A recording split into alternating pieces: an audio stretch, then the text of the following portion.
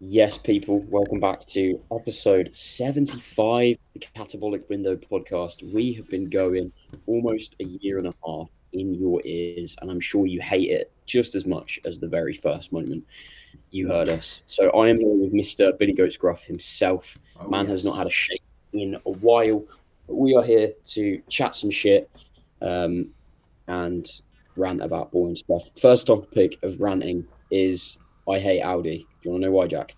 Why, mate?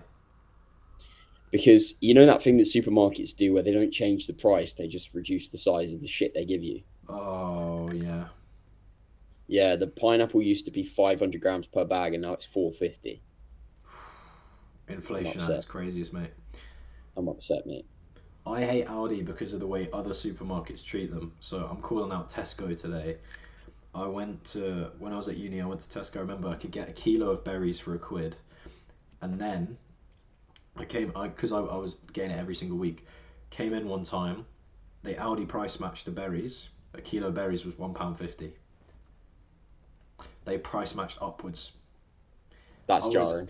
I was fuming, fuming. They were like, "Oh, what? Audi sell it more expensive? Okay, we get to put a brand fucking a marketing sticker on it, and we get to make more money." I was pissed, pissed, mate. And now berries are like 2 or 3 quid per fucking kilo. It's ridiculous, Yeah, they are wild. It's still not as much as fresh. Speaking of fresh, fresh raspberries are the shit. mate. They are Like, facts, facts, facts, I facts, could facts. literally eat them all day. I when I was dieting, which I'm not anymore. I literally towards the back end, like, because you're so starved of like dopamine and you want your food to be nice, you just like start buying like fresh fruit, fresh veg, like sun dried tomatoes instead of regular tomatoes. And like, mate, I literally like I bought like a whole pack of like raspberries, and I was like, fuck, I can't like fresh raspberries. Like, I can't do this. I'm gonna fucking binge on raspberries. So I had to like hide it. I had to get it out of my sight. I remember literally like weighing it out, being like 200 grams. Stop at 200, you fucking dick. Like, I did scran a whole pack of cherry tomatoes though. I'm not gonna lie, and I'm not ashamed because it's cherry tomatoes. But that became an expensive habit. I couldn't keep up. Yeah, that's wild. At least we've got food focused Jack has returned. The man, the myth, the legend. To an extent, I'm not actually that food focused anymore. I've come to terms with this diet was by far like the best hardest diet I've ever done, most successful diet. Oh, And like I was saying to Tom, like food focus just hasn't been there because like I don't know how to describe. I guess I just kind of clocked that like I don't actually care that much, and like maybe it was the last push up because I kind of ate whatever I wanted towards the back end. That now I'm like, there's nothing stopping me from going to Domino's. I could go on my phone right now and order a Domino's right fucking now. There's literally nothing stopping me. So if I really want a Domino's, clearly I'd order one. So why am I not ordering one? Because I don't actually want it. Like, because as much as I might think, oh, a Domino's would taste nice, there's so many negatives that come alongside that just don't balance it out for me. Like, I don't want to look at my bank account and see like 80 quid gone on Domino's. I don't want to look at the scale and see like £10 up of water retention. I don't want to get in the gym tomorrow and feel like shit. And I don't want to message Tom, hey mate, I've absolutely splurged on a Domino's for absolutely no reason. Like, there's just no benefit. Like, there is no let benefit. alone your digestion as well. They literally, I would be £10 up overnight just from water. That's jokes. That's jokes. We've now switched roles, mate, because now I'm in a diet, getting Yeah. skinny. Oh, you So I love a little diet, mate. You love a little diet. 3 pounds down in 5 days, which is fun. Catabolic. Yeah, lost all the muscle. Yeah. I seem to be dropping like a pound and then holding for 2 days and then dropping again, which is funny. But Cool. we'll take it how it comes. I'm not hungry. I'm spending way less time eating food, which is very nice. And I haven't lost all of my strength, contrary to popular belief, because apparently that's what's supposed to happen. The start of the diet's always the most fun bit because it's just like a break from food, isn't it? And you're like, thank fuck. My meals are taking me like 15 minutes instead of 70.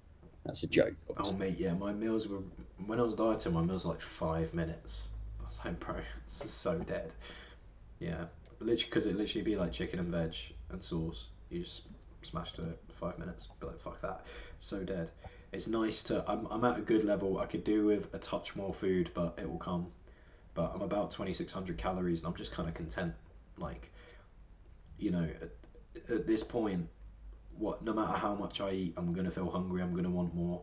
Like my first meal was sourdough, and I want the whole loaf. I could eat the whole loaf. I'll probably want a second loaf. So what the fuck is the point? Like, I might as well just have a couple slices. Like that satisfaction isn't gonna be there. But we're doing okay. We're doing okay. I'm looking forward to my meal after this, though. I will say. What have you got? Banoffee cream of rice, banoffee whey, peanut butter and banana. Mate, how can you have that much banana? I love I it. would be sick. I love it. I love it, bruv. I know that meal is gonna go as soon as food gets a little bit high. I've got two core meals in at the minute. My goal is to keep them in because obviously I want to keep this push up as lean as possible. So my goal is like I might keep core in and use that as a monitor of when we should pull back. Um, it depends. We'll see how we go. But usually I can keep core in for like 8 weeks, and then and then I'm like, okay, I need more food. I'm sick of cream of rice. It's going down. This time around, I might keep it in, and if I get sick of it, good. And just kind of use that as like, okay, maybe we don't push food anymore. Um, but to be fair, I do like a couple squares bars or rice cakes or a bit of honey in the core, so that will probably get added at some point. But I want to keep these higher volume. I might not let my eating get too low volume, if that makes sense, just to keep calories lower. Like, if I can get sick of food at like 3 or 4K, I'm kind of okay with that for this next push up, but we'll see. Yeah, especially when you got prep coming, you don't want to get stupidly fat again. Yeah, my food's not going to get high, is the thing. Like, compared to where it's been, my food will get decent. I reckon maybe around 4 at a push. My food's not going to get crazy in this next phase, and I want to feel like a bit of food fatigue, a bit of like I could do with less of this. So kind of keeping in higher volume options and kind of making things a little bit harder on myself. I'm kind of okay. Like I'm keeping veg in at the amount it is now, like 200 grams every single meal. Keep it in cream of rice, keep it in sweet potato, like trying to keep that volume there so that the lower calorie targets kind of a little bit easier. But we'll see. We'll see how How it long have goes. you actually got before prep starts? I don't know. I believe around. I thought that prep would be 6 months, so I imagine it would start early next year. Um, so I don't know. It's probably a good 6 to 8 month push up, but Tom was talking about rate of gain, and he kind of said, "Yeah, we'll see how we go, but we're looking at like 0.2% a week, something like that." Um, so really, really slow and steady, just really staying on top of it. Yeah, that's fair. That's fair. You're in a really good spot now, like lean wise, where you're not absolutely fucking trash, but you equally look decent. Yeah, mate, it's the leanest I've got. It's the best I've felt. I'm 20 pounds up from when I last dieted, which is surreal. Um, Oh, yeah, man, I did feel trashed, and I am still I'm still getting over it a little bit. Like, I'm still lagging a little bit. Like I'm not fully out the hole yet, and it's day three now of like pushing back up. Um, but yeah, I imagine probably I'll still feel a little background trashed for like a week or two, and then we'll kind of come back a little bit. But we'll see. fair, fair, fair. Is that a natural bodybuilding worldwide jumper? No, it is the opposite, bruv. What is it? It says Tren on the back.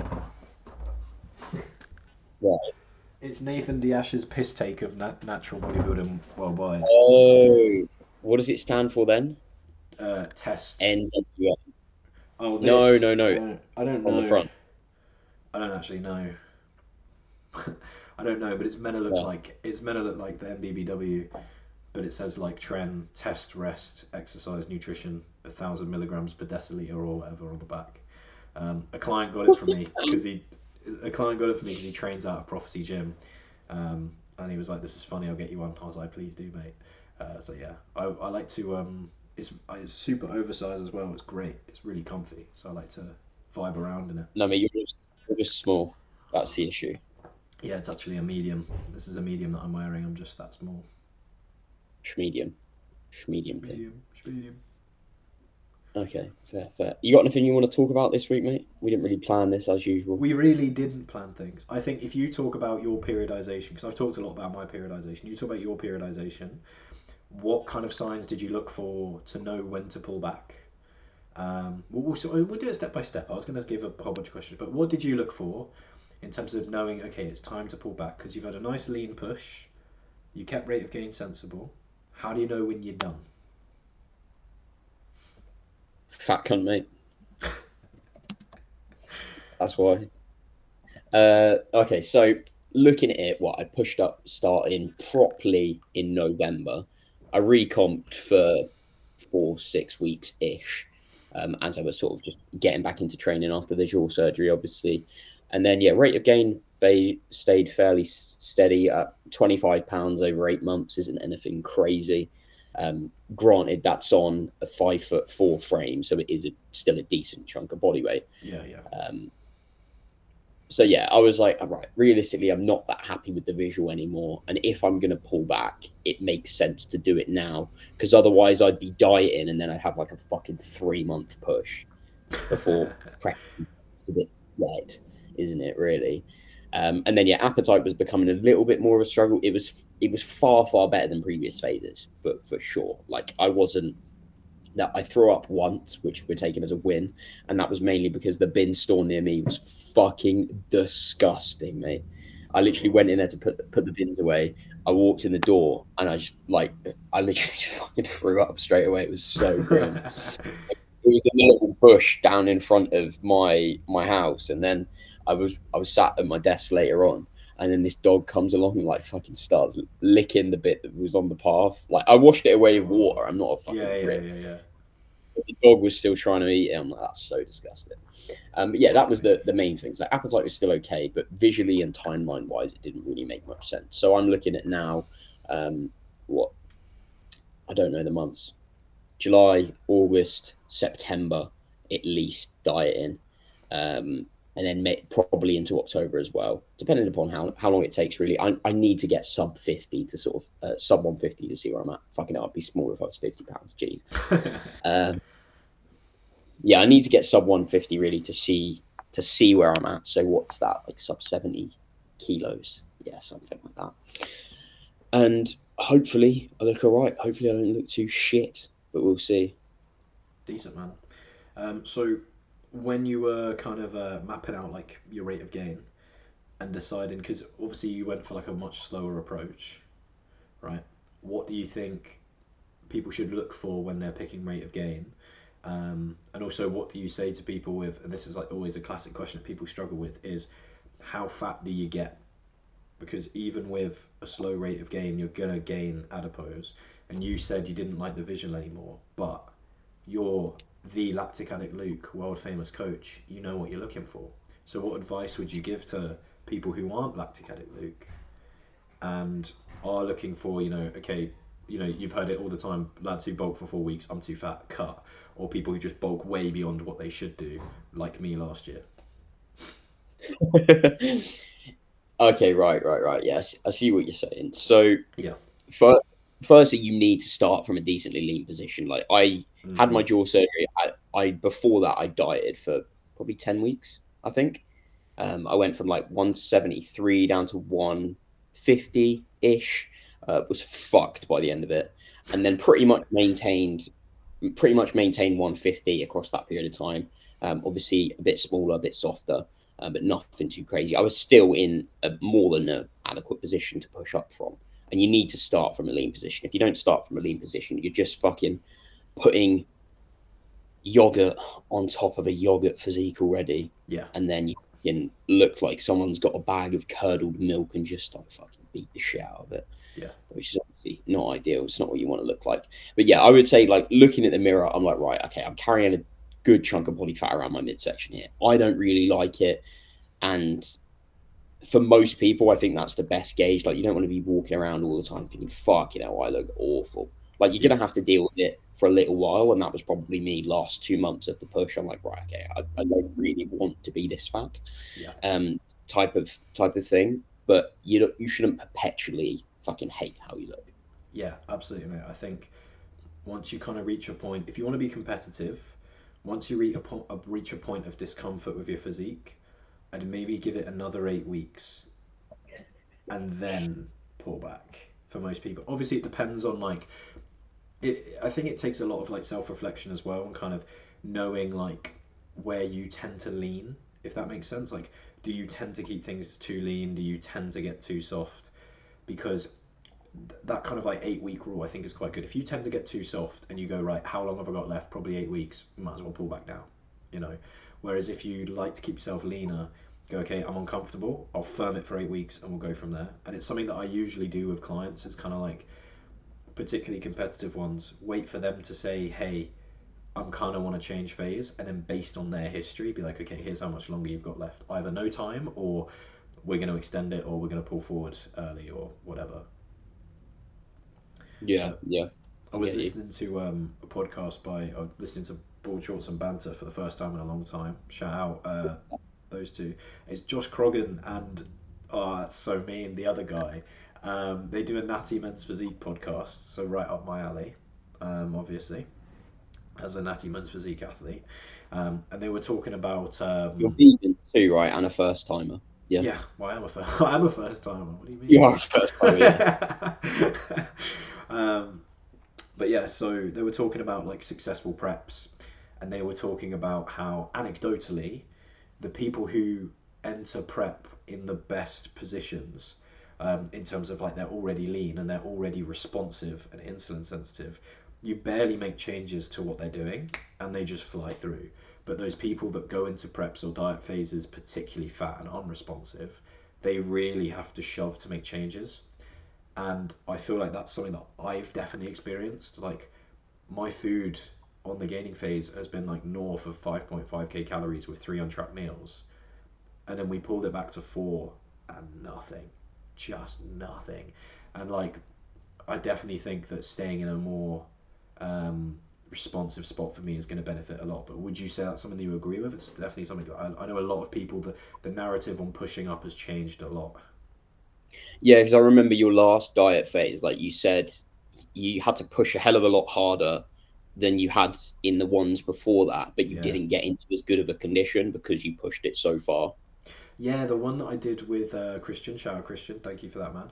Um, that was the one where I came off of the back of like the heaviest push I'd ever done, and the reason for that is most of my pushes. I obviously when I was natural and like barely bodybuilding and being quite shit, my pushes were quite crap, got quite soft or whatever.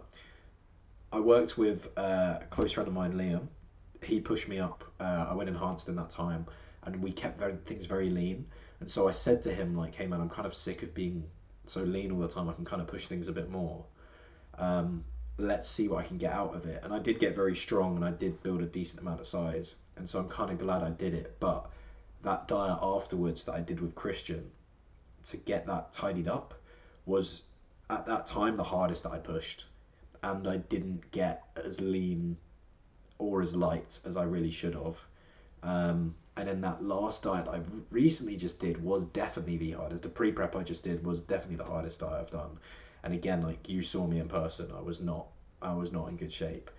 And I think if instead of going to that like 5k plus mark, if I'd have kind of hovered at 4k, stayed a little bit lighter, we probably could have pulled down 1,000 calories, and I would have flown down the scale. But we'll see. Yeah, yeah, I get what you mean. I think I pulled down, I estimated that I'd be maintaining at like 3.2, and then I Yeah, pulled down 700-ish from there.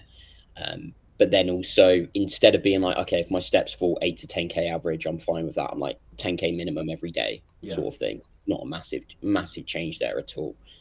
But yeah, that seems to be moving pretty nicely. Because I remember like with the too lean thing and then pushing it too far. I yeah, think you have to do both to know that you fucked it. yeah, Because yeah, what would it have been, 2020 and 2021, just like trying to stay fucking lean, recomping, and nothing happened. yeah, And then exactly. after prep, which funnily enough made prep a fucking slog because I had no food. Yeah, Like yeah, I literally like before prep I was on 2,500 calories, which is fucked. yeah. That's Uh, horrid. Now I'm literally starting a diet at 2.5. Yeah, yeah, yeah, yeah. Not starting a Uh, prep. yeah.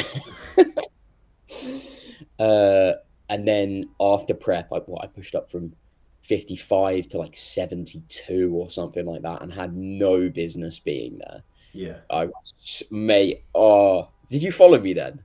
I think so. Yeah, I think so. Mate, I was a mess. Oh, that was grim.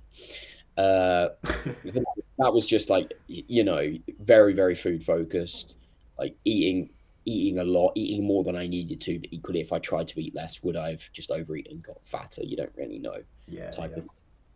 But yeah, I gained like 18 kilos or something like that in less time than I did the last push up there, yeah, type of thing. But yeah, I think keeping the rate of gain slower is definitely good for a lot of people, especially like with more Gen Pop people as well, because there's going to be weekends here or there where you overeat a bit more. You gain a pound, you gain 2 pounds, type of thing, yeah, and you've just got to sort of let that sit. You can't go, right, I need to pull this back off again and then get back into a surplus, because then you're constantly fucking around with it. yeah, yeah.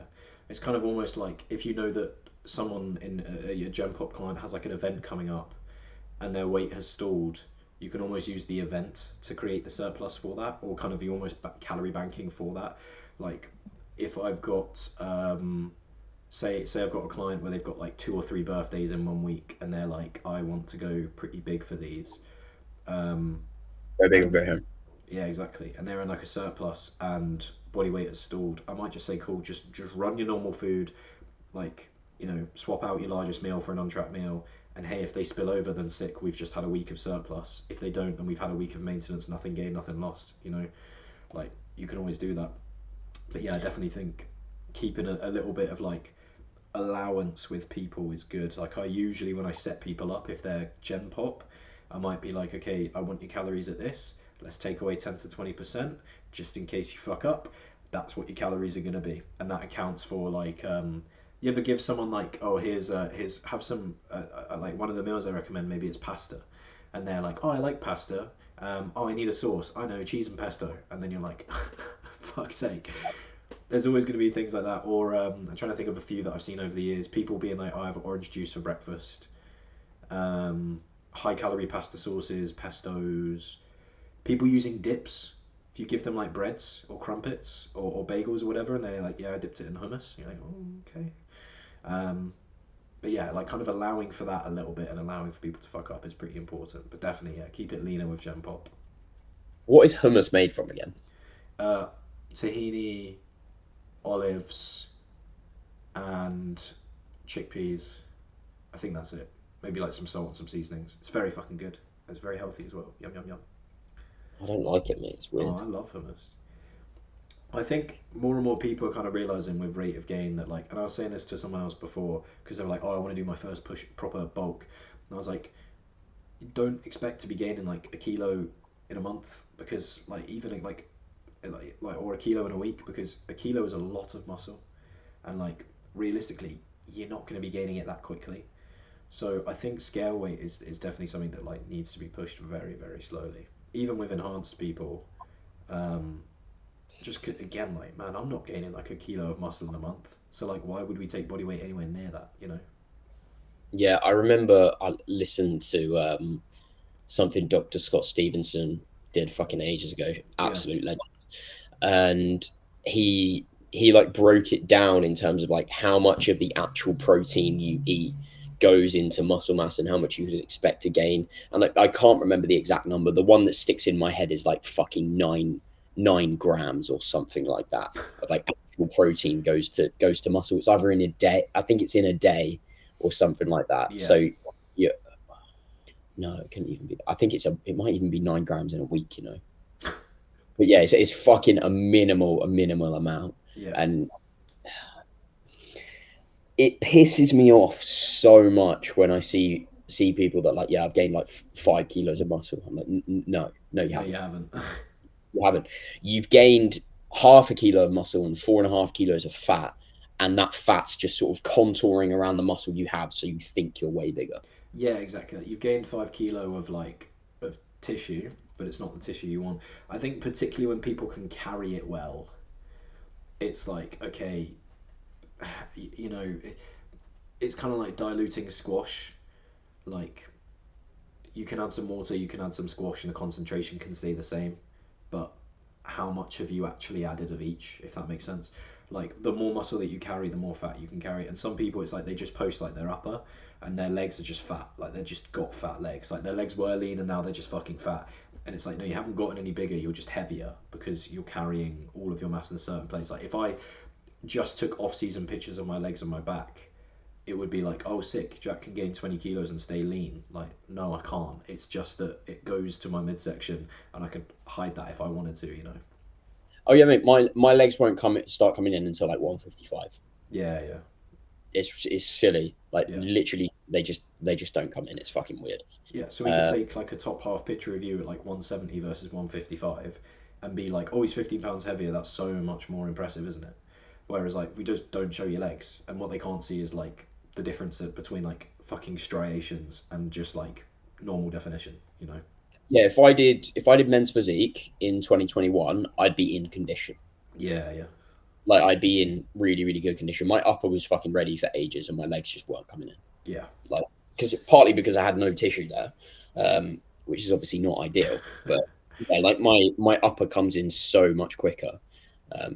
For some reason, my legs take fucking ages. Yeah. Well, there's always going to be somewhere to be stubborn in it, you know? Yeah, you got to have a stubborn area. Another thing I was going to say when we were talking about the like keeping the rate of gain conservative with Gen Pop and that sort of thing is, mate, I don't know if you've seen this, but people will like have an off-plan meal and then the next day they'll be like, oh yeah, fucking pizza straight to the delts. I'm like, that's not how nutrient partitioning works. Yeah, no. Yeah, no. People trying to kind of like justify it, or I hate that whole thing. I remember at Christmas people being like, oh yeah, trying to put the Christmas dinner to good use. I'm like, bro, just enjoy the meal. Just enjoy the meal and enjoy your training, and don't be like, oh, I have to now slam a leg day because I've overeaten for a day, you know? Yeah, I went and trained legs because I was at home, the gym was open, and I was only going to be sat at home anyway. Yeah, You know, yeah, just yeah. go and train legs. I didn't train Christmas Day after a big meal. Wow, what a waste. Wow, nutrient partitioning awful. All went to fat, mate. None of it was muscle. Like, come on. Yeah, it's not ideal. It's not ideal. Is there anything else we can cover? Any thoughts, mate? I guess. Well, you've got plans to do a photo shoot as well, which we haven't really touched upon. So give us like a full map out of Bit like fat what for that, mate. I'm a you. bit fat for that. What's the full plan? So obviously you're entering a diet now. You're going to diet until I think you said it's September, October time. And then after that, what's the plan? Growth phase. Walk us through it. Yeah, so if I pull up just so I can see what I roughly had done, if it's gonna work. So yeah, we're looking at I'd probably go 6, 7, 8 weeks before deloading. We'll see. It's usually a little bit longer in a diet before I'm really fucked. So then if we say like 2 full blocks, we're sort of looking at end of October would be like 15 weeks of dieting, which hopefully I'll be pretty fucking lean by then. Um, that would be ideal Mm-hmm. for sure. Like I don't want to get I'm in an absolute fucking hole and it's going to take me 6 months to get out of it lean. Mm. But like I want to have visible separation between the quads and that sort of thing, which I think would be there about like below 150 for sure. Because when my legs start to come in, they come in pretty quickly, which is weird. Mm. That is weird. Um, Good thing though. but Once they do come in. yeah, they seem to start coming in pretty quickly, and then they're just Well, sort to of be fair, it is a case of like once you're carrying that little fat, like every pound you lose, it just kind of comes and comes and comes. Like for me, my glutes and hamstrings and lower back were kind of stubborn the past pre-prep. They just kind of didn't quite come in, didn't quite come in, and then within the space of like a week, there was a substantial diff. I shifted like 2 pounds, and then there was like a substantial difference just there. Everywhere else looked identical, but that's because it was like that's the only place that we can really take from. Obviously, I was fat everywhere. Don't get me wrong, I wasn't fucking peeled, but like that's where like okay, your body's now like okay, now this is the fat storage with the most, so let's pull from here, and then it kind of yeah, every like pound that you lose, the leaner you get, the more visually different it is. Whereas like the first 2 pounds I lost was like nothing, just wasn't anything. Yeah, yeah, I get what you mean. It's the toilet roll analogy that we spoke about for Yeah, the yeah, for exactly. before, isn't it? Yeah, I think it's probably just that like you've got your upper so lean, and most of your adipose is then on your legs. So then it's like, okay, say you've got like 10 pounds on your legs of pure adipose. Like you take a pound off, they're now 10% leaner. You know, like when you put it in numerical format, it makes a lot of sense. But yeah, there's always going to be those areas for everyone that just come in a little bit slower. It's very rare that you get someone with very even distribution. Um, and it's usually when we're getting very lean. Like if you're getting you like kind of normal person lean, things are pretty uniform. And when you really start to get lean, that's when you start to really notice those like lagging areas. And I'm not just talking about like lower abdomen or like around organs, because obviously yes, everyone has those. Like everyone's lower abdomen stores a bit more fat because there's some pretty important organs around there. It's just like biology. But you know, Yeah, but if you donate a kidney, you're gonna be so much leaner, mate.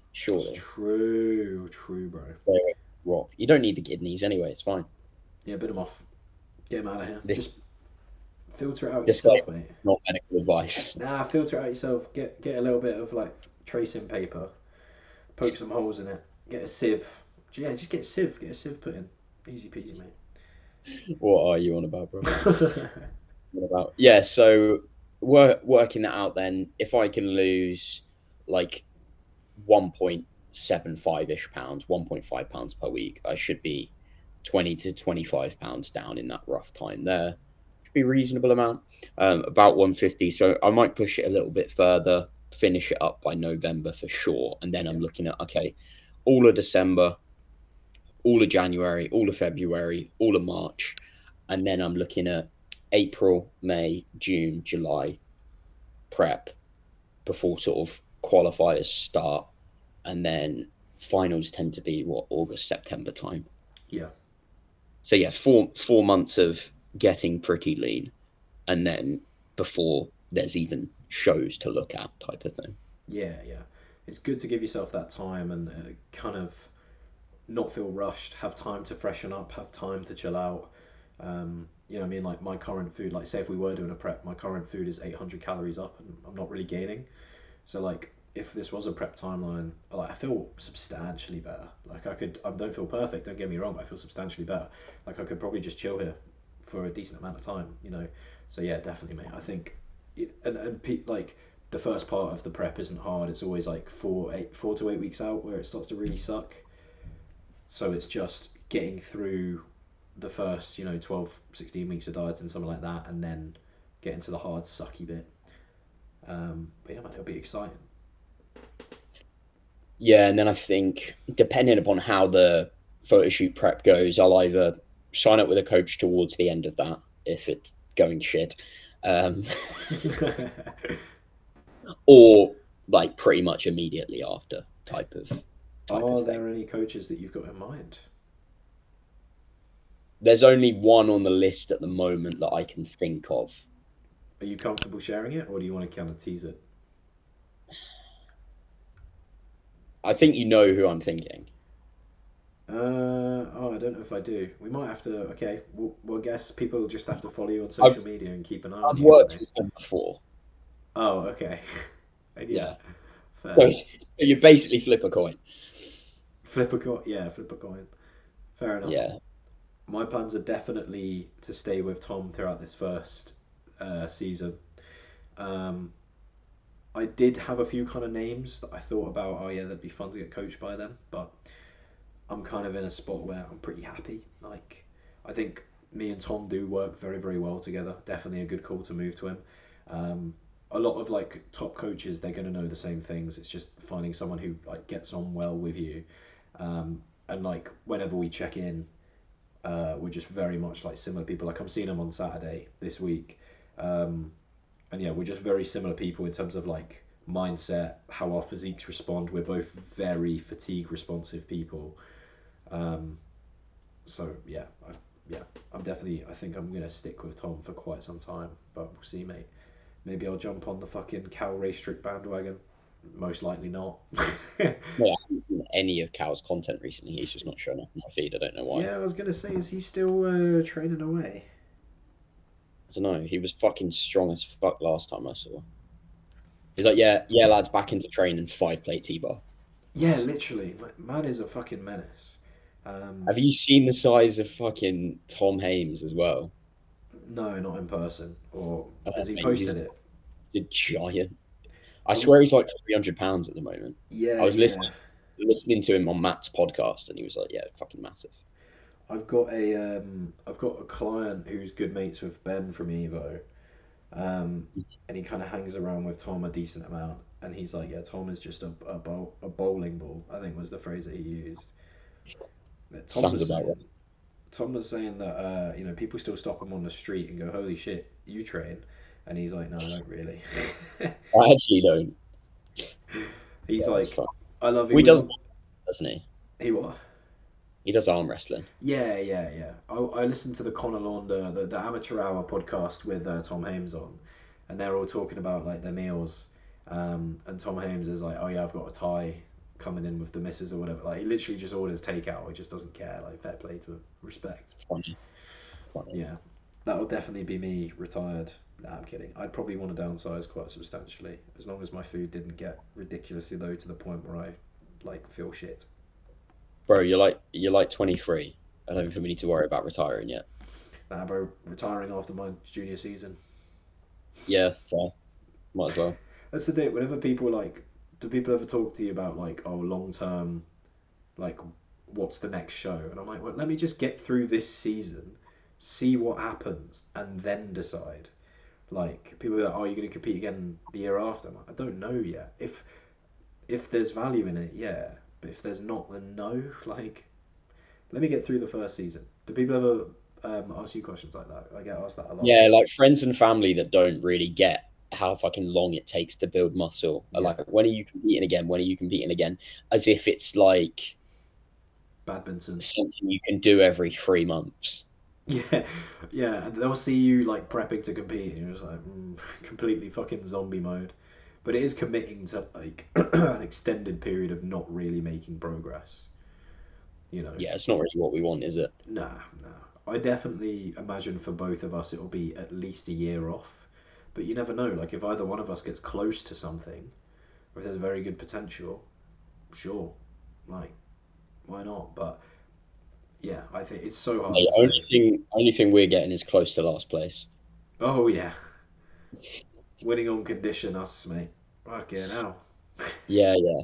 Okay, mate. I reckon we wrap it up there, but just to give the listeners a preview of what we can do next time, I just thought of this halfway through. Oh yeah. Um, I reckon so. Obviously, I'm doing that guest lecture for the academy. Plug the Archer Academy. Oh yeah. Big Um, up. I reckon we go through a couple of things that I'm going to cover in that, and just sort of give people a little teaser. What do you reckon to that? Oh yes, a little kind of like biomechanicsy special episode. Go on, mate. That'd be sick. Yeah, yeah. So I think that'll be fun. Yeah, that's what I've Mate, got to say. let's do it. Okay, so to find us on social media, well, thank you everyone for listening, first of all, or watching. The podcast is available on YouTube and Spotify if you want to see our faces or not look. I do have a spot today, so you probably don't want to watch this one, or just want to listen. Hey, you look sexy. It's all right. Oh, cheers, darling. For all coaching inquiries, hit up LacticAddictLuke on Instagram. For any coaching inquiries or coaching education, hit up JackArcherCoaching on Instagram. We do both currently have spaces as of right now. Do you have spaces? I have spaces. Cool, we both have spaces as of right now. If you want to know a little bit more, fire us a message over there. We've got some free guides and ebooks as well. If you like the podcast, subscribe, like, tag us in your stories. And until the next one, thanks guys for listening. In a bit. Goodbye.